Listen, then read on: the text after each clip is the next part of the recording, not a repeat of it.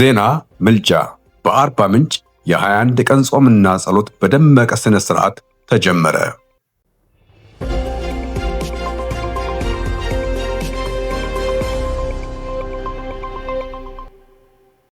ይህን ክልል ላንተ አሳልፎ ሰጠ።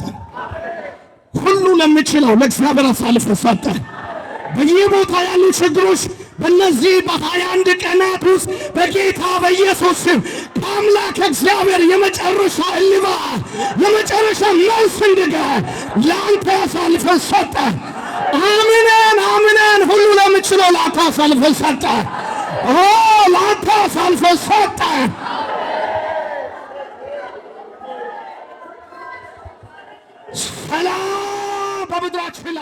አርባ ምንጭ ከተማ ለ21 ተከታታይ ቀናት የሚካሄደው የጾምና ጸሎት መርሃ ግብር ዛሬ ከየካቲት 23 2018 ዓ.ም በደመቀ መንፈሳዊ ስነ ስርዓት ተጀመረ። ፕሮግራሙ እስከ መጋቢት 13 2018 ዓ.ም ድረስ በተለያዩ የከተማው አብያተ ክርስቲያናት እየተካሄደ ይቀጥላል። የመክፈቻው መርሃ ግብር በሲቀላ ቃለ ሕይወት ቤተክርስቲያን የተካሄደ ሲሆን የአርባ ምንጭ ወንጌላውያን አብያተ ክርስቲያናት መጋቢዎች፣ ቄሶች፣ የቤተ ክርስቲያን አመራሮች፣ የመንግስት ኃላፊዎችና የከተማው ምዕመናን ተገኝተዋል። ተሳታፊዎቹም በአንድነት ቅዱስ ቁርባንን የየአጥቢያው ቄሶች፣ መጋቢያንና የቤተ ክርስቲያን መሪዎች በተገኙበት በአንድነት በመውሰድ ፕሮግራሙን በጸሎትና በባርኮት አስጀምረዋል። እግዚአብሔር አምላካችን የተባረከ ይሁን። በጌታ በኢየሱስ ክርስቶስም ይሄ ጉባኤ የተባረከ ይሁን።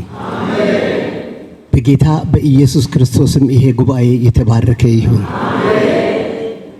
ከአምላካችን ከእግዚአብሔር የተነሳ ይሄ ጉባኤ የተባረከ ይሁን።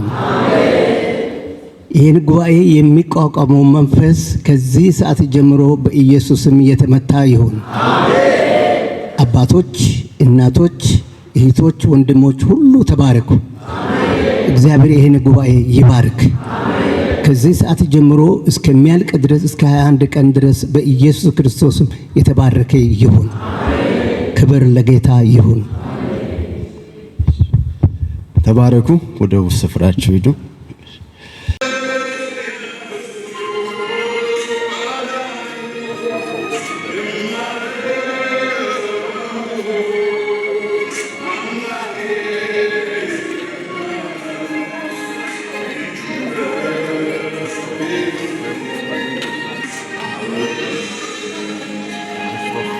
አሁን ስጋውና ደሙን የተቀበላችሁ ጌታችን ኢየሱስ ክርስቶስ ለዘላለም ሕይወት ይጠብቃችሁ። በዚህ ጉልበት ሄዳችሁ እሱን አገልግሉት። እግዚአብሔር ይባርካችሁ። እግዚአብሔር ይባርካችሁ። ከበባችሁ ይበተን። ከበባችሁ ይበተን። በእናንተ ላይ ቀና ቀና ያለ የተዋረደ ይሁን። በእናንተ ላይ አፉን የከፈተ አፉ ይዘጋ። ወደ እናንተ የተደጠጠ ቀስት ወደ ወርዋሪው ልብ ይመለስ። እግዚአብሔር ይባርካችሁ። እግዚአብሔር ከክፉ ይጠብቃችሁ። ተከናወኑ፣ ድል አድርጉ። በድል እንድትኖሩ የዲያብሎስ ምክር ከእናንተ ላይ ይፍረስ። ጥንስሱ ይደፋ። በጌታ በኢየሱስ ክርስቶስ ስም የታጣው ነገራችሁ ይገኝ። የራቀ ነገራችሁ ይቅረብ። የተዘጋ ነገራችሁ ይከፈት። ዝም ያለ ነገራችሁ ይናገር። የጨለመ ነገራችሁ ይብራ።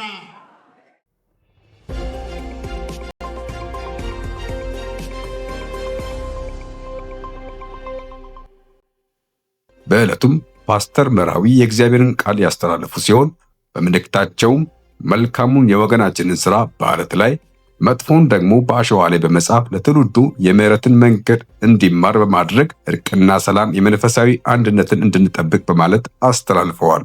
አንዱ ንግግር ሀገርን ያቆማል። እንደ ቤተክርስቲያን እንደ ቅዱሳን የኢትዮጵያ ቤተክርስቲያን እኔ በቅርብ የኢትዮጵያ ቤተክርስቲያንን ታሪክ ልዲያ ተስፋ የጻፈችውን አነብ ነበር። የኢትዮጵያ ቤተክርስቲያን የአባቶቻችን ታሪክ የስደት፣ የመከራ፣ የውግዘት፣ የመገለል እንደዚህ ጋር ሳይቆጠሩ አባቶቻችን ግን ጽፈው የሄዱት አደራ ቀን ሲወጣላችሁ ተበቀሏቸው አይደለም ያሉት፣ ምህረትን ያወረሱ ትምህርት ቤት ሲሰሩ፣ ሆስፒታል ሲሰሩ፣ አዲስ አበባ ትልልቅ ተቋማት የሰሩት እነዚያ የተሰደዱ አባቶቻችን አላወረሱንም። እኛ ክርስቲያኖች የምህረት ልብ ነው ሊኖረን የሚገባው። ጦርነት ሊቆም የሚችለው ወንድማችን የጠየቀውን ጥያቄ ሊቆም የሚችለው ቀስት ሊሰበር የሚችለው ያሻውና የዓለቱ ታሪክ ሲለይ ነው። የጋሞ አባቶችን በዚህ አጋጣሚ በእውነት በእግዚአብሔር ፊት መባረክ ፈልጋለሁ።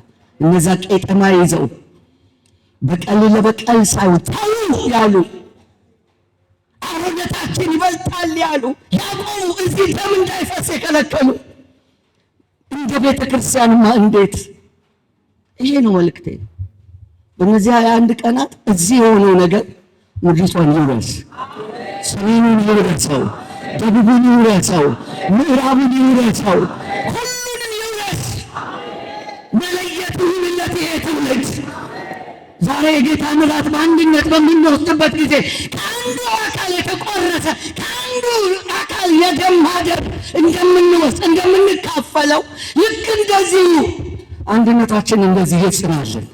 ጌታ በነገር ሁሉ ማስተዋልን ይስጠን። አሜን።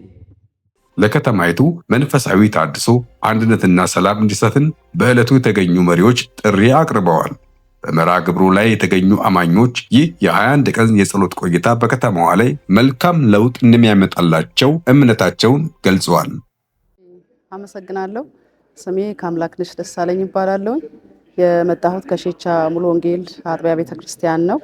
በዛ በተለያዩ ዘርፎች አገለግላለሁ። የእህቶች ህብረት ላይ ኳየር ላይ አገለግላለሁ። ያው በከተማችን እግዚአብሔርን እጅግ አድርገን ነው የምናመሰግነው። ጌታ ስሙ የተባረከ ይሁን። በከተማችን ውስጥ እንደዚህ አይነት እግዚአብሔር የሚጎበኝበትንና የታላቁ ዝናብ ካፊያ መንገድ መጥረግ ስራ የሚሰሩ እግዚአብሔር ሰዎችን አስነስቶልን በዚህች በተለይ በደቡብ ኢትዮጵያ ለመጸለይ የ21 ቀን የጾም ጸሎት ፕሮግራም በማወጅ ስለመጡት እጅግ በጣም ነው እግዚአብሔርን የምናመሰግነው። ምክንያቱም ስንጠባበቅም ስለነበር ጌታ እንዲጎበኘን እንፈልግ ነበርና ከዚህ እድል እንዳንጎደል ጌታ ረድቶናል። ይሄ ትልቅ እድል ነው። እግዚአብሔር የተባረከ ይሁን።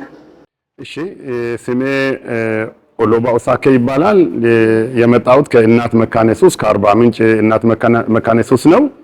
ዛሬ የዚህ የ21 ቀን ጸሎት መክፈቻ በእውነት በጣም ገራሚ ጊዜ ነበረ። ምዕመናን በጣም በነቂስ የወጡበት፣ መሪዎች ደግሞ ከየአጥቢያ መጥቶ የጌታ እራትን አብረን የተካፈልንበት፣ እንደዚሁም ደግሞ የመንግስት ኃላፊዎችም መጥቶ የጸሎት ርዕስ የሰጡበት፣ በዚህ መካከል ደግሞ አስገራሚ የእግዚአብሔር ቃል በተለይ ሰዎች ስለሆንን እኛ በራሳችን በእግዚአብሔር ፊት የምንቆምበት ጽድቅ የለንም። ምክንያቱም አንድ ሰው እውነተኛ ሆኖ በእግዚአብሔር ፊት ሊገኝ ይችላል ወይ የሚለውን ስንመለከት ሰው በእግዚአብሔር ፊት ፍጹም ሆኖ እውነተኛ ሆኖ መገኘት አይችልም። ስለዚህ እውነተኛ ሆነን ለማንገኝ እውነት የሆነው ክርስቶስ ደግሞ መጥቶ እሱ ራሱ እውነት ሆኖ መጥቶ በሕይወታችን ላይ የኛን ቤዛ ሆኖልን ለኛ ፈንታ ሆኖልን የመጣበትንና እኛም ደግሞ የሱ ጽድቅ ተካፋዮች እንደሆንን ከቃሉ ተምረናል። በተለይ በጣም የሚያስገርመው አለት ላይ መጻፍና አሸዋ ላይ መጻፍ የሚለው ምሳሌ በጣም ነው የገረመን። ስለዚህ ብዙ ጊዜ የኛ ትልቁ ችግር የሰው ጭንቅላት ሁለት ክፍሎች አሉ ይባላል የሚለውን እንደ ምሳሌ አንስቶ በአንዱ በኩል